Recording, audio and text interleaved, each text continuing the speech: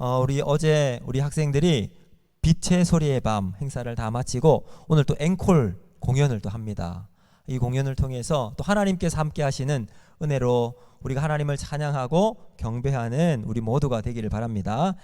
제가 설교에 앞서서 잠깐 광고를 먼저 드리도록 하겠습니다. 오늘 이 시간 또 서일준 국회의원께서 우리 교회를 방문해 주셨으면 잠깐 일어나서 인사 한번 해 주시겠습니다. 네, 박수로 맞습니다. 네, 감사합니다. 그리고 한 가지 더 광고가 있습니다. 장례가 났습니다. 24구역에 양화정 집사님 어머님 되시고 이병은 집사님 장모님께서 돌아가셨습니다. 그래서 장소는 여수 장례식장 3층 VIP실입니다. 그래서 오늘 조금 전에 연락을 받았는데 우리가 오늘 예배를 마치고 나서 장례식장을 출발하도록 하겠습니다. 함께 가실 분들은 기다렸다가 같이 가시기를 바랍니다. 오늘 본문을 중심으로 찬양하면 일어나는 일, 찬양하면 일어나는 일, 이런 제목으로 말씀을 전하겠습니다. 제가 재밌을지는 모르겠습니다. 동화를 하나 들려드릴 텐데 어느 왕자에게 황금 꾀꼬리가 있었습니다. 노래를 아주 잘하는 꾀꼬리였습니다. 그래서 이 왕자는 이 꾀꼬리 노래 소리를 들으면 무척 좋아했고 왕자도 이 꾀꼬리를 너무 사랑하고 좋아했습니다. 근데 어느 날 저녁에 이 꾀꼬리가 노래를 하지 않는 겁니다. 시무룩해져 있어서 물어봅니다. 여러분, 동화는 그렇잖아요. 동물과 사람이 서로 말을 합니다. 대화가 가능합니다. 너 왜 노래를 부르지 않니? 그러니까 이 꾀꼬리가 이렇게 대답을 하는 거예요. 왕자님, 저 개구리 소리 들리죠? 저 개구리 소리가 너무 시끄러워서 노래할 마음이 안 듭니다. 그러자 이 왕자가 꾀꼬리에게 위로의 말을 전합니다. 그렇구나. 이 개구리 소리 때문에 네가 노래할 마음이 들지 않는구나. 그러니 온 주변이 개구리 소리밖에 들리지 않고 있구나. 그러면 네가 더 노래를 많이 해주면 개구리 소리는 들리지 않고 네 노래 소리만 들리게 되니 얼마나 좋아지겠니? 라고 이야기를 했다고 합니다. 별로 재미는 없죠? 여러분, 이 짤막한 이야기 속에 참 의미 있는 이야기입니다. 왜냐하면 우리가 왜 찬양을 해야 하는가, 이 이야기를 한번 여러분과 해보고 싶어서 이 이야기를 했습니다. 우리가 왜 쉬지 않고 하나님을 찬양해야 하는가, 바로 우리 마음속에 들리는 개구리 소리와 같은 시끄러운 세상의 소리들이 계속해서 우리 속에 울리기도 하고 들리기도 하거든요. 어떻게 이 소리를 딱 차단하고 하나님 앞에 우리의 삶을 살아갈 수 있는가? 결론은 하나예요.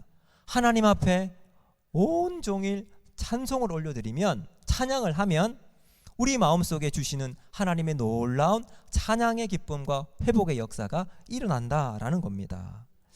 여러분, 찬양을 하면 우리 마음속에 있는 슬픔과 고통, 염려와 근심이 사라지게 될 줄로 믿습니다.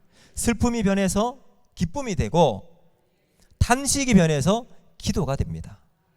불평과 원망은 다 사라지고 감사로 우리의 마음이 회복되는 거죠. 여러분, 그러므로 오늘 우리는 하나님을 찬양하는 귀한 입술이 되기를 원합니다. 복잡하고 답답한 심정 속에 있을 때 우리가 해야 할 것, 하나님 앞에 놀라운 마음에 찬양을 주님께 올려드리는 겁니다. 그러면 세상의 잡다운 소리들, 마치 개구리 소리처럼 계속 우리 마음속에 울리는 이러한 소리들이 다 사라지고 하나님이 주시는 하늘의 소리로 우리 속에 충만히 세워지게 되는 것을 우리가 경험하게 됩니다. 찬송가 288장을 보면 이렇게 합니다. 3절을 보면 주 안에 기쁨 누림으로 마음의 풍랑 잔잔하니 세상과 나는 간 곳 없고 구속한 주만 보이도다. 주 안에 기쁨 누림으로 마음의 풍랑이 잔잔하니 세상과 나는 간 곳 없고 구속한 주만 보이도다. 아멘. 여러분, 우리가 세상 속에서 이런저런 여러 가지 마음의 풍랑이 일어나잖아요. 수많은 개구리 소리가 우리 속에 울려날 때 세상과 나는 간 곳 없고 구속한 주만 보이는 소리는 하나님 앞에 찬양으로 나아갈 때 여러분 우리 속에 놀라운 은혜가 펼쳐진다는 거죠. 이 놀라운 경험을 어떻게 할 수 있는가? 찬양을 통해서 회복할 수 있다는 겁니다.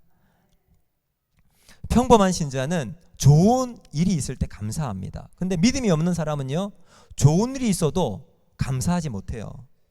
근데 성숙한 신자는요, 어렵고 고난이 있을 때 그 가운데서도 감사하며 살아갑니다.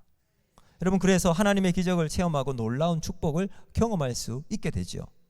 여러분, 이 찬양의 능력을 경험한 대표적인 사람이 누굴까요? 바로 오늘 본문에 나오는 바울입니다. 이 본문의 바울은 사실 불평과 원망할 수밖에 없는 환경 속에 있어요. 왜요?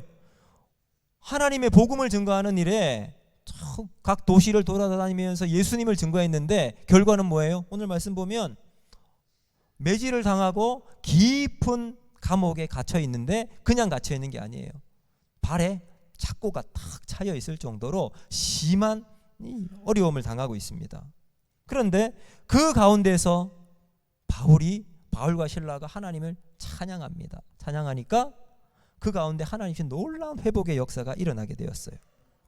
자, 한번 보시면 오늘 본문이 이렇습니다. 전도를 하다가 한 도시에 들어갑니다. 거기에서 한 귀신 들린 여인을 만나요. 이 여인은 점을 치는 여인이었는데 아주 방통해서 수많은 사람들이 찾아와요. 그래서 이 여인에게 무언가 탁 점괘를 맡기면 기가 막힌 거예요. 귀신같이 잘 맞추는 거예요. 당연하죠. 귀신이 들렸으니까 그렇겠죠. 그래서 많은 사람들이 여인을 찾아왔고요. 이 여인의 주인들이 이 여인 때문에 또 많은 이익을 얻게 되었습니다. 이런 말이 있잖아요. 영은 영을 알아본다. 이 귀신 들린 여인이 바울을 보자마자 뭐라고 이야기를 하냐면, 이 사람은 지극히 높으신 하나님의 종으로 구원의 길을 너희에게 전하는 자다 라고 이야기를 한 번만 해도 될 텐데 여러 차례 졸졸졸 따라다니면서 바울의 사역을 계속 방해하고 있었어요. 그래서 바울과 마찰을 빚고 이런저런 상황이 벌어지자 바울이 그 귀신을 쫓아버립니다. 딱 예수 이름으로 명하니까 그 안에 있는 귀신이 도망가 버린 거죠. 자, 그러면 감사할 일인데 그 주인이 어떻게 하죠? 바울을 고발을 시킵니다. 고발을 시키고 고발해서 바울이 이제 감옥에 들어간 신세가 되었던 거죠. 감옥에 갇힌 이 바울은 어떻게 보면 억울할 수 있고 이 사역에 대한 회의감이 들 수도 있었을 텐데 오히려 하나님을 찬양합니다. 감사하는 성숙한 신자의 모습을 보여주고 있습니다. 오늘 우리가 바울을 통해서 두 가지 잠깐 살펴보도록 할 텐데, 찬양을 통해서 우리가 경험할 수 있는 것 어떤 것인가? 첫 번째, 회복의 능력을 경험한다는 겁니다. 자, 여러분, 이 귀신 들린 여인에게 가장 필요한 것은 뭘까요? 아마도 자신의 몸에서 귀신이 나가는 걸 겁니다. 귀신에 사로잡혀 있는 사람은 일상적인 생활을 할 수가 없어요. 왜요? 자기가 자신을 컨트롤할 수 없으니까. 늘 귀신에게 조종을 당하고 그 뜻대로 삶을 살아가야 했습니다.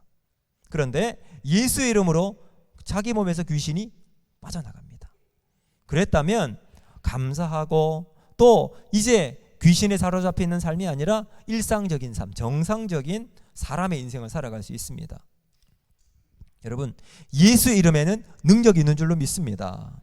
회복과 치유의 능력이 그 안에 있기 때문입니다. 우리도 마찬가지잖아요. 예수의 이름을 믿고 그 이름을 통해서 죄인에서 의인으로 바뀌게 되었습니다. 신분의 변화가 일어났어요.